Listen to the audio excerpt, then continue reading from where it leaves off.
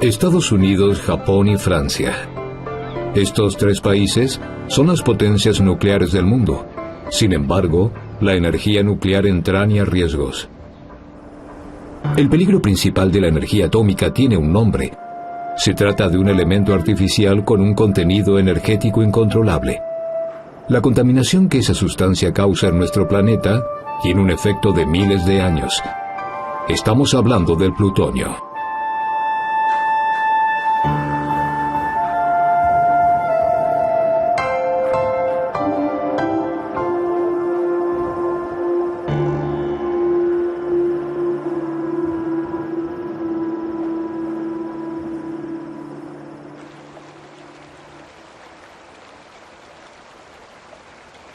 En el extremo norte de la isla principal del archipiélago japonés se encuentra el monte Osore.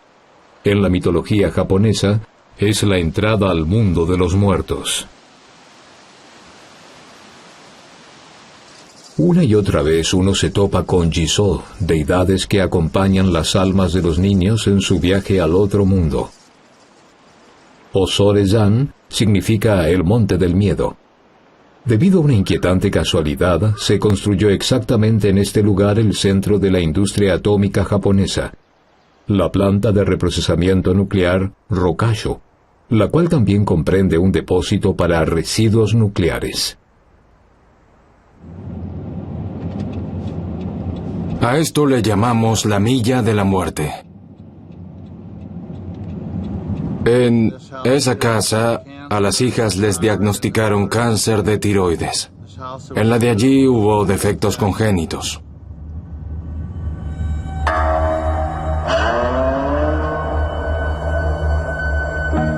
Hanford se encuentra junto al río Columbia en el estado estadounidense de Washington. En el medio de esta soledad, se produjo plutonio para la primera prueba atómica de la historia y para la bomba atómica que se lanzó sobre Nagasaki en 1945. Hoy Hanford es el depósito para residuos nucleares más grande de Estados Unidos. Siempre sostuve que hay que diferenciar dos cosas en cuanto a la energía nuclear: el sistema de uranio y el sistema de plutonio, puesto que el plutonio intensifica el problema considerablemente. En caso de accidente, se libera más radiactividad. La radiación sobre el medio ambiente es mayor.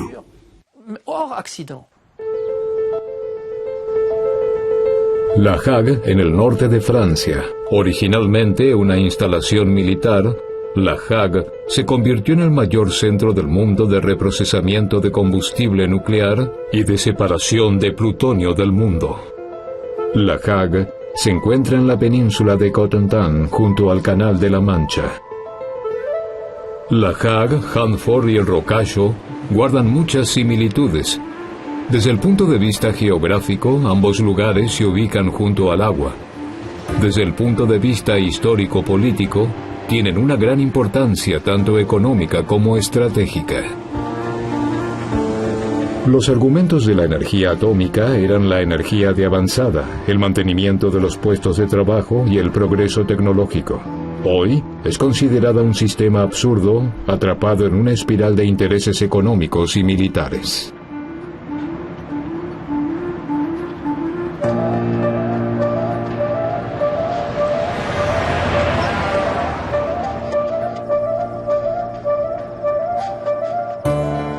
Para aclarar esta complicada situación, debemos comenzar por el principio. Berkeley, 1940. En esta universidad de reputación internacional, y poco antes de la entrada de Estados Unidos a la Segunda Guerra Mundial, Glenn Seaborg descubre un elemento raro, radioactivo y altamente tóxico, el plutonio.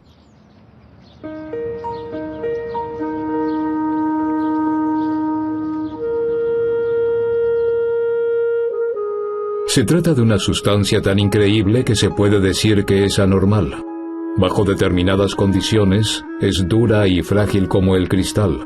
Bajo otras, blanda como el plástico o el plomo. Si se calienta en contacto con el aire, se quema o estalla y se descompone lentamente en contacto con la temperatura ambiente.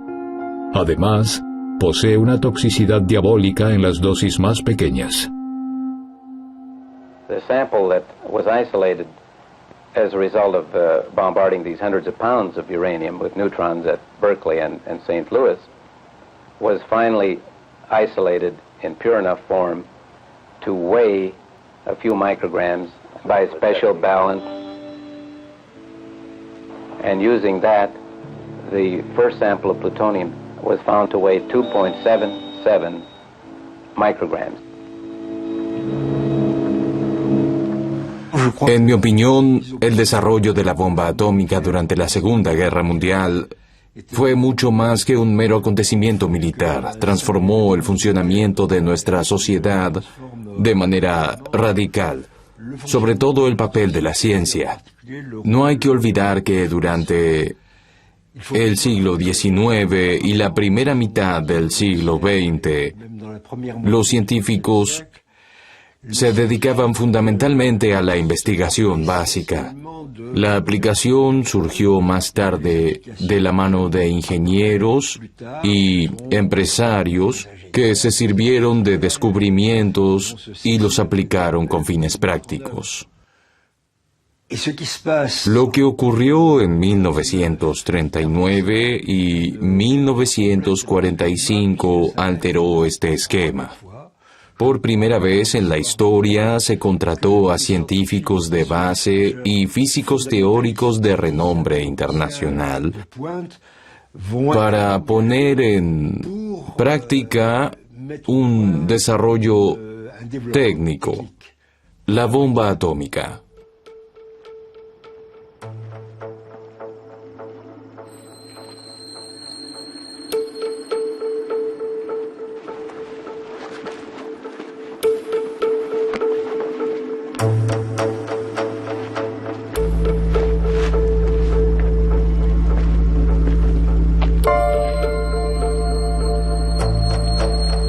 Hanford sirvió como emplazamiento militar en el marco del proyecto Manhattan dirigido por el físico Julius Robert Oppenheimer.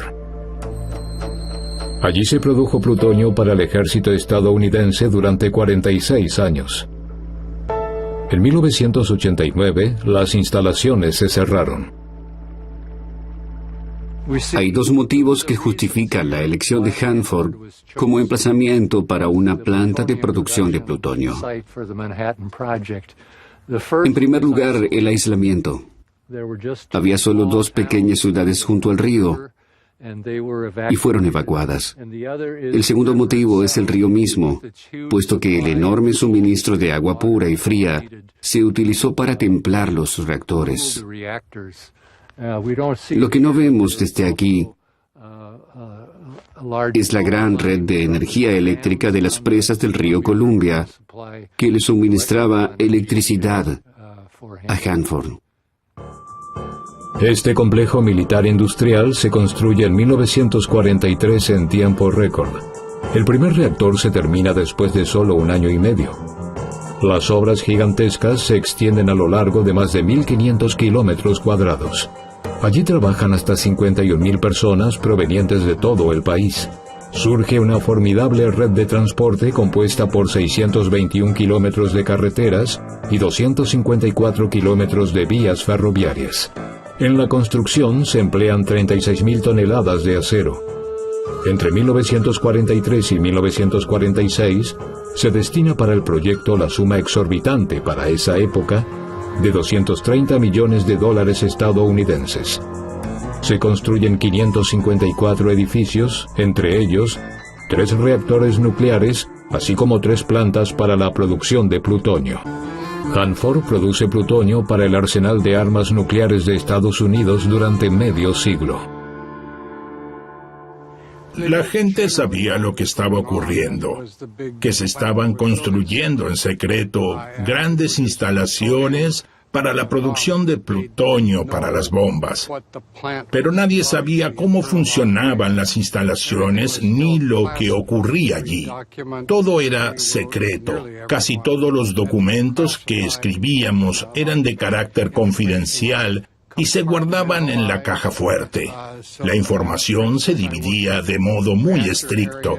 Por ejemplo, yo trabajaba en el sector del reactor, de modo que no sabía nada acerca del reprocesado químico o del funcionamiento de otros sectores de las instalaciones. Nadie sabía lo que ocurría.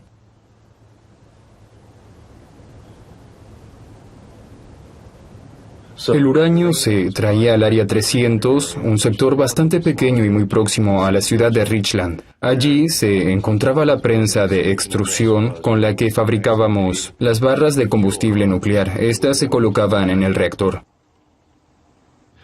El reactor se ponía en funcionamiento y transformaba el uranio en plutonio.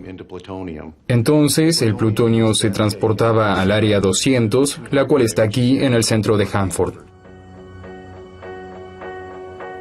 Las barras de combustible nuclear usadas se desintegran en ácido en la planta de reprocesamiento. Sus componentes se separan mediante un procedimiento químico hasta que finalmente sale un trozo de plutonio. ¿Qué tiene el plutonio de especial? Fundamentalmente, dos cualidades muy específicas. Es un elemento, un radioisótopo, de radiotoxicidad extrema. La ciencia debate si inhalar 12 millonésimas de gramo o 100 millonésimas de gramo de esta sustancia es suficiente para provocar cáncer de pulmón. Quiere decir que es mortal, aún en dosis bajísimas. En segundo lugar, y según la calidad, se necesita muy poca cantidad de este elemento para construir una bomba atómica. Apenas se necesitan unos pocos kilos.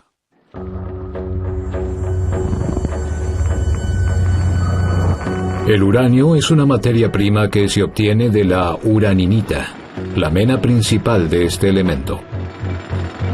El plutonio es un producto de la fisión nuclear del uranio y se encuentra en estado natural solo en cantidades pequeñísimas. Se produce sobre todo para los reactores nucleares.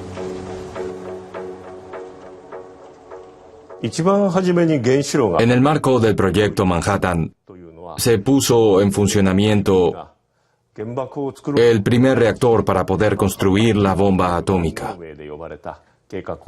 El reactor se construyó para poder producir el plutonio necesario para las armas nucleares. No para la producción de electricidad, sino para producir plutonio para la bomba atómica. Por supuesto que todos los países interesados en la bomba atómica quieren dominar las tecnologías nucleares para la producción de plutonio. No obstante, la obtención de plutonio encierra muchos peligros, especialmente en cuanto al reprocesamiento de barras de combustible nuclear previamente usadas en reactores nucleares. Hay que tener claro qué significa este denominado reprocesamiento. Es el procedimiento de deposición del plutonio. En primer lugar, se obtiene un residuo compacto, puesto que el combustible nuclear se coloca en barras extremadamente resistentes a las condiciones de presión y temperatura del reactor, por lo que se trata de un envase muy bueno. ¿Y qué se hace con eso? Se lo divide, por lo que se liberan los gases contenidos en las barras. Entonces, se coloca todo en un baño de ácido y se disuelven los diversos componentes de la barra de combustible nuclear. De modo que de un trozo compacto de residuos se generan varios residuos líquidos y gaseosos. Una parte de ellos van a parar a la atmósfera y la otra al mar. Eso es una barbaridad.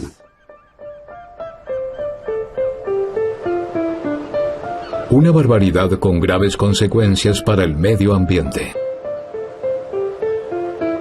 Para extraer el plutonio de las varillas de combustible usadas, se las disuelve en ácido y de esa solución se aísla el plutonio mediante un proceso químico. Para unos pocos gramos de plutonio se requieren varias toneladas de productos químicos, de modo que a la contaminación por radiación en el medio ambiente se une la contaminación del agua. Además, el período de semidesintegración del plutonio es de muchísimos millones de años, un lapso de tiempo inimaginable.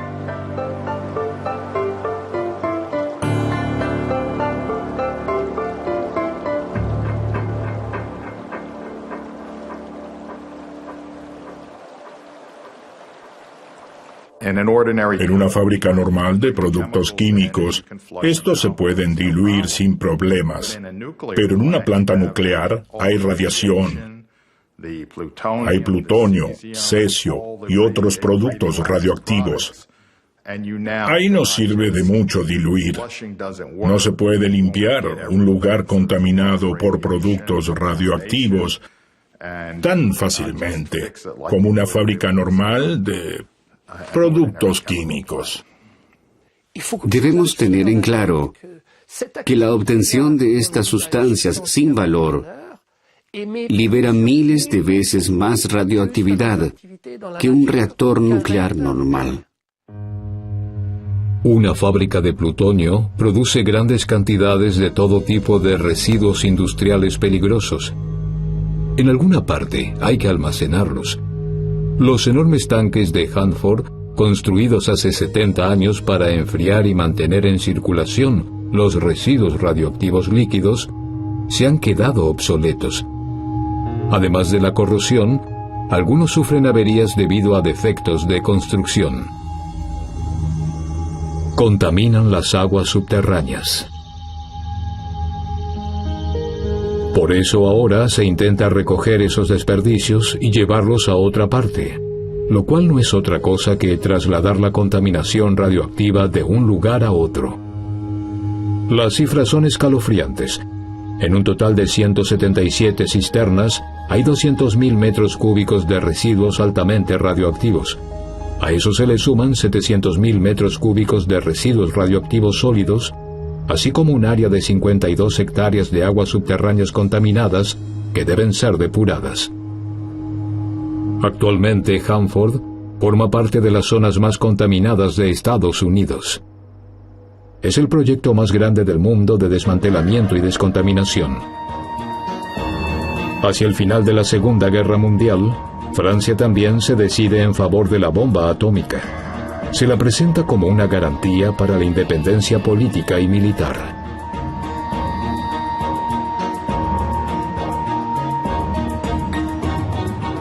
El uso militar de la energía nuclear en Francia comenzó con el Comisariado para la Energía Atómica. Eso fue en 1945 a partir de la idea de De Gaulle de una nueva independencia para Francia. Opinaba que era necesario tener armamento, por eso quería la bomba.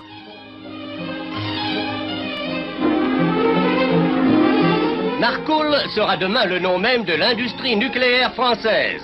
Voici dévoilés au public les aspects de cette réalisation qui fait entrer la France dans le cycle de l'utilisation industrielle de l'atome.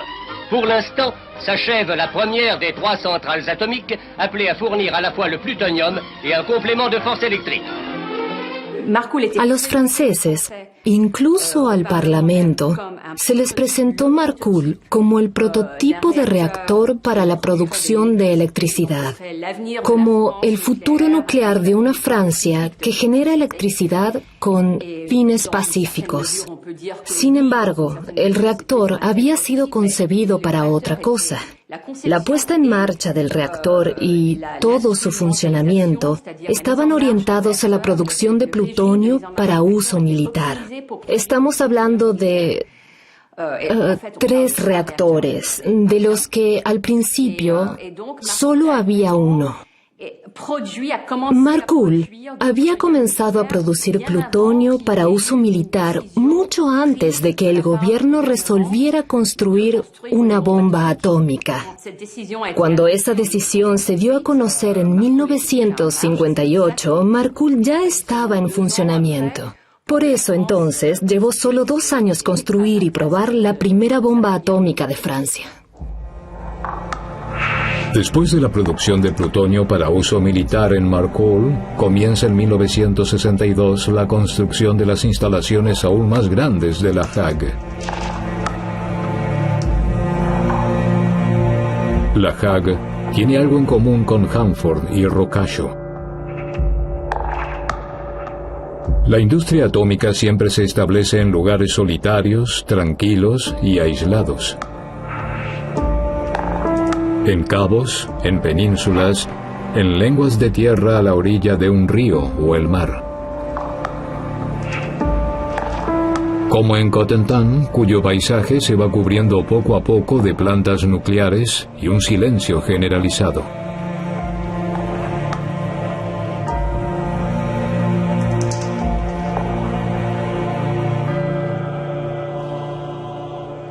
De por sí, los lugareños no son de hablar mucho.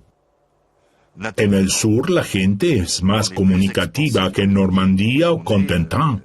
A eso se le llama la cuestión de la energía nuclear y el secreto militar.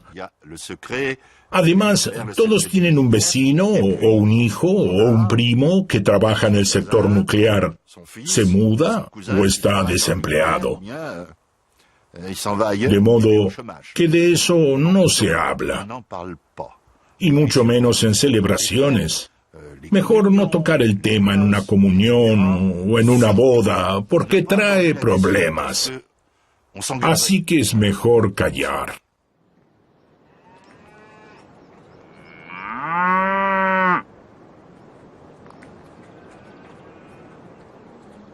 No tiene nada de malo vivir al lado de esas instalaciones. Claro que a uno no le gustan mucho, pero están allí. ¿Qué se supone que haga? Están allí. La generación de mi padre luchó contra esto. Por entonces podrían haber elegido, pero ahora ya están aquí. Así que nos vamos o no lo sé. Pero no tengo ganas de abandonar mi tierra. Aquí tenemos nuestra vida, pero esta proximidad me hace pensar, sobre todo, en el tiempo. Uno se beneficia durante 50 años y después debe ocuparse del problema durante miles de años. Por lo visto, decidieron enterrar los residuos. La preocupación más grande es cómo advertir en la superficie que abajo hay residuos enterrados. Es una locura. A lo mejor habría que ocuparse primero de los residuos. Es la única salida. No hay ninguna solución para lidiar con esos residuos. Es una locura.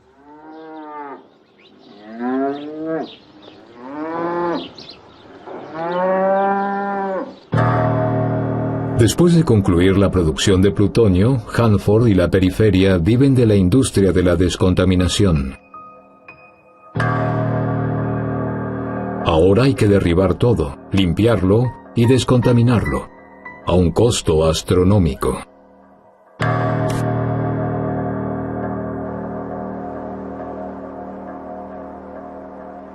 El presupuesto de Richland para Hanford es de $2.000 millones estadounidenses por año. Vamos a redondear en 200.000 habitantes, aun cuando sean tal vez 250.000, pero para que sea más sencillo, si dividimos esos $2.000 millones estadounidenses por los 200.000 habitantes, el subsidio anual de fondos públicos para Hanford es de $10.000 por persona. Ninguna otra ciudad del país recibe una subvención mayor. La gente sabe que en Hanford se puede ganar dinero y eso mantiene la ciudad activa. De modo que si hay un problema, nadie reacciona para combatirlo, porque si alguien lo hace, Hanford tendría que cerrar y entonces la ciudad moriría. No sé cuánto dinero se destinó a Hanford para la producción de armas nucleares, pero sé que el presupuesto para las tareas de descontaminación en Hanford es mayor que cuando la producción estaba en su apogeo. No importa lo cara que era Hanford, los costos para la descontaminación, o mejor dicho, para la supuesta descontaminación, van a eclipsar en muchos aspectos los de la producción. El presupuesto se modifica año tras año. El año pasado fue de unos 2.200 millones de dólares estadounidenses. Este año estamos trabajando en un presupuesto a largo plazo y contamos con una suma similar, de modo que calculamos unos 2.000 millones de dólares estadounidenses para los próximos 40 a 50 años. Es un monto total de 80.000 millones de dólares.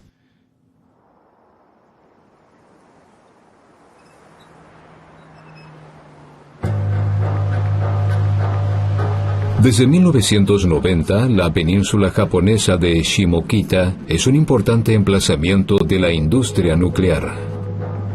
En una superficie de solo pocos kilómetros cuadrados, surgieron aquí dos nuevas centrales nucleares, una zona de almacenamiento provisional para residuos radioactivos, así como una planta de reprocesamiento nuclear. A pesar de las protestas de la población local, los edificios blancos, las construcciones de metal y los postes de alta tensión invaden el paisaje. Al igual que Hanford, este emplazamiento también se encuentra en las cercanías de un parque nacional famoso por sus bosques de hayas y cipreses. No muy lejos de aquí se encuentra la base militar de Misawa, equipada con aviones de caza y aeronaves de vigilancia no tripuladas para intimidar a sus vecinos de Rusia y Corea del Norte. La guerra nunca está lejos. Para Japón, la tecnología nuclear también significa el acceso al poder militar del plutonio, o en otras palabras, el acceso a la bomba atómica. Japón posee 47 toneladas de plutonio, de las cuales solo una parte, por cierto, está almacenada en su propio territorio. Esta cantidad es suficiente para construir 4.000 bombas atómicas. El Estado japonés construyó una propaganda muy hábil.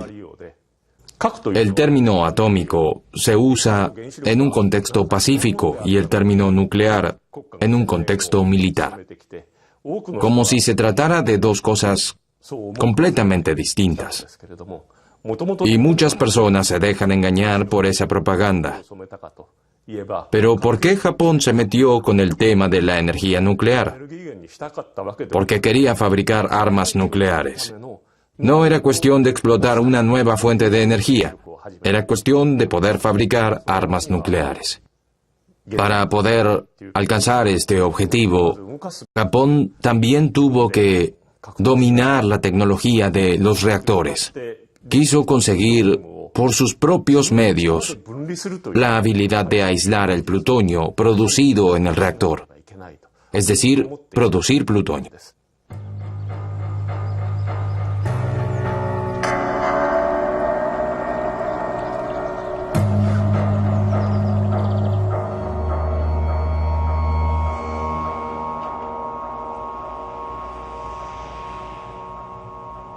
El proyecto se estableció aquí en 1969.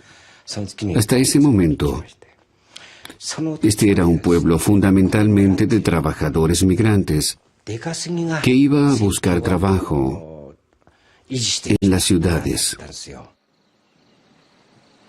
La mayoría de los padres de familia de esta región eran trabajadores migrantes.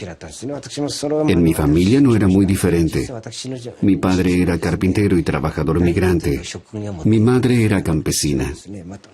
Mi padre pasaba casi todo el año fuera de casa.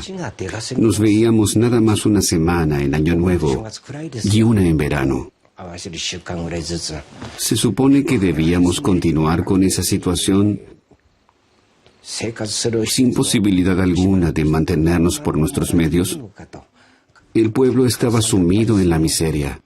Creo que el alcalde y nuestros antecesores pensaron en la manera de salir de esa pobreza.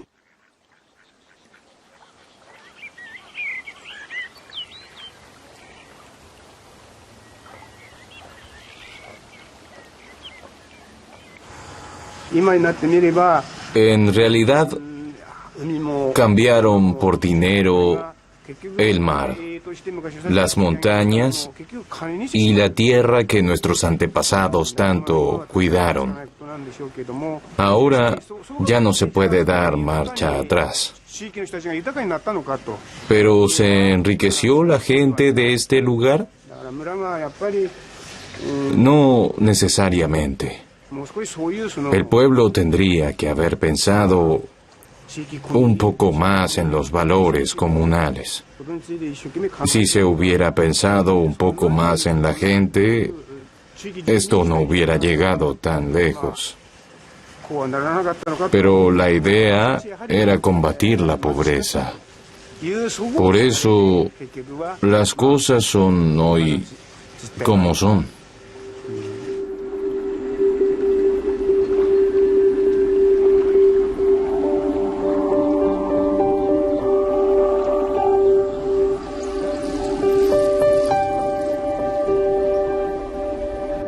Hanford fue el primer emplazamiento mundial de la industria atómica.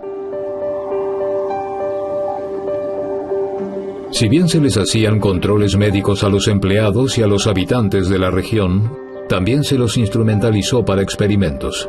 El objetivo era conocer las consecuencias de la radioactividad sobre el organismo humano y averiguar los valores límite del envenenamiento por radiación.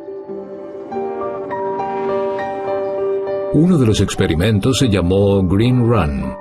De unos documentos confidenciales dados a conocer en 1986 se desprende que este experimento, que comprende la liberación premeditada de productos de fisión radioactivos, fue llevado a cabo bajo la más absoluta reserva en la noche del 2 al 3 de diciembre de 1949. Poco tiempo después de las primeras pruebas de armas nucleares soviéticas, se pretende medir la radioactividad en el aire, la vegetación y en el agua.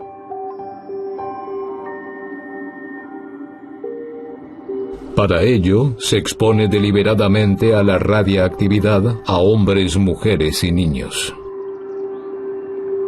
Este no fue el único experimento del estilo. Desde 1943, los habitantes de la periferia de Hanford fueron usados sistemáticamente como animales de laboratorio.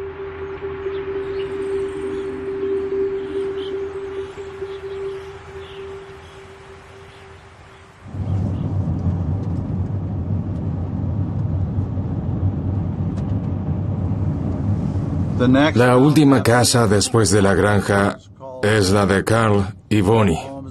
Bonnie Holmes falleció como consecuencia de un cáncer muy agresivo. Cuando sus hijas Colleen y Edine estaban en la escuela primaria, comenzaron a recibir medicamentos para la tiroides. Donde está el tractor había una casa. Ray Voss trajo aquí a su mujer y ambos vivieron durante años en una cabaña, allí donde está el tractor. Tuvieron un bebé con malformaciones. Ella lo ahogó en la bañera y luego se suicidó. Voss murió de cáncer. Todavía recuerdo cuando funcionarios del gobierno llegaron con una máquina de humo. La pasaron a lo largo de las zanjas para ver hacia dónde iba el humo. Se dirigía hacia el valle. Observaban los remolinos. A los niños nos parecía divertido. Ahora que soy mayor entiendo lo que ocurría. Querían averiguar la trayectoria de la radiación. Nos observaban. Lo supieron todo el tiempo. Lo mantuvieron en secreto deliberadamente.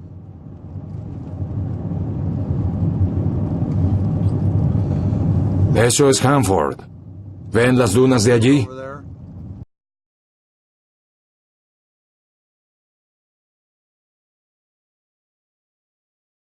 ¿El suelo blanco? Eso es Hanford. ¿Ven la última casa y los árboles verdes? Atrás está el río y Hanford está en la otra orilla.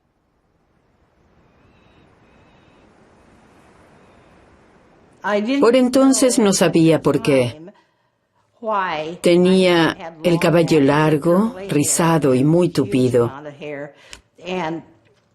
Pero de repente, cuando tenía 19 años de edad y asistía al Whitman College, que queda a 80 kilómetros de Hanford, poco a poco se me cayó el cabello y comencé a padecer hipotiroidismo.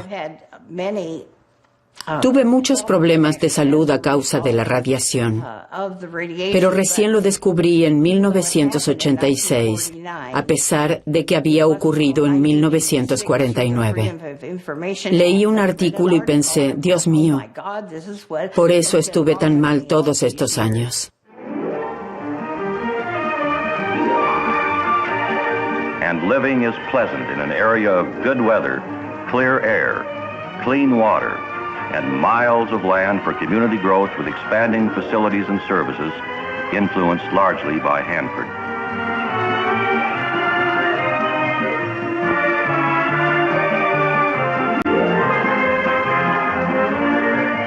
Muchos piensan que Green Run, al que estuve expuesta en 1949, es uno de estos experimentos hechos con humanos en relación con la guerra atómica. Es espantoso que haya ocurrido algo así. Lloré tanto, no por las pruebas en sí, sino porque jamás hubiera pensado que el gobierno podría hacer semejante cosa. Matar a su propio pueblo. Mataron a su propio pueblo.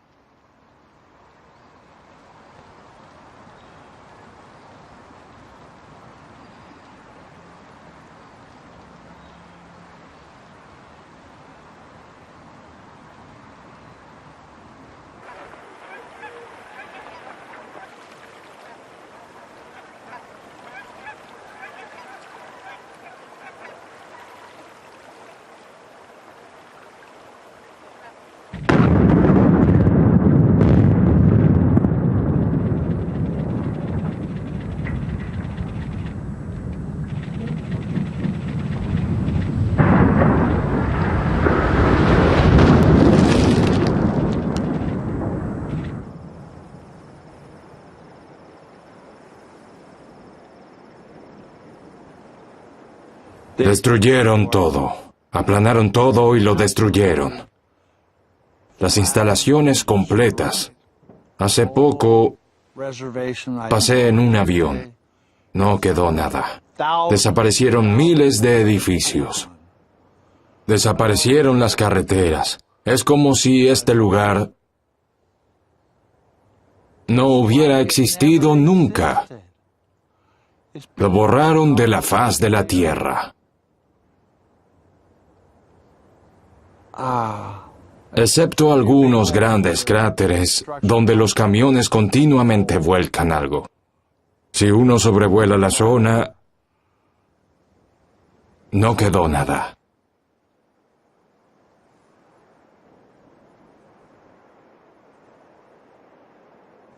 Quiero que desaparezca.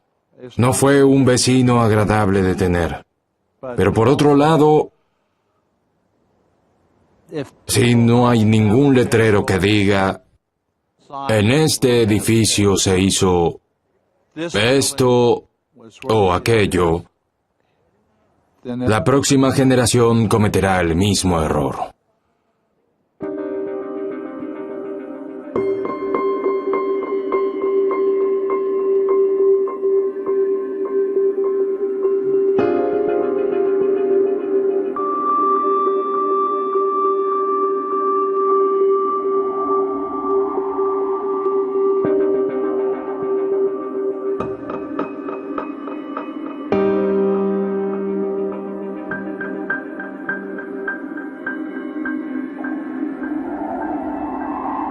Japón saca provecho de su imagen de nación industrializada que domina la tecnología puntera y es también líder en la investigación nuclear.